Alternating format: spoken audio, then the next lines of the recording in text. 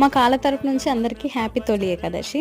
ఈరోజు పండగ కదా, అమ్మ పూజ చేయడం కోసం చెప్పేసి పూలు తెంపుతుందనమాట. మా కాలగాడు చెట్టుకున్నంతసేపు ఆ పూలను అసలు పట్టించుకోడు. ఎప్పుడైతే మనం తెంపుతున్నామో అప్పుడు మాత్రం ఆ పూలు కావాలంటాడు. అదేంటో అట్లనే చేస్తాడు ఎప్పుడు తెంపినా కూడా చాలా వరకు.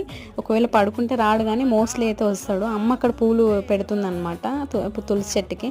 అప్పుడు కూడా కావాలంటున్నాడు. యాక్చువల్గా అయితే మన అమ్మ వాళ్ళకి వాసన చూసిన పూలు దేవుళ్ళకి పెట్టొద్దు అంటారు కదా, అట్లా కొంచెం ఫీల్ అవుతుంటుంది మా అమ్మ. కాకపోతే డాగ్ కదా, దానికి ఏం తెలియదు.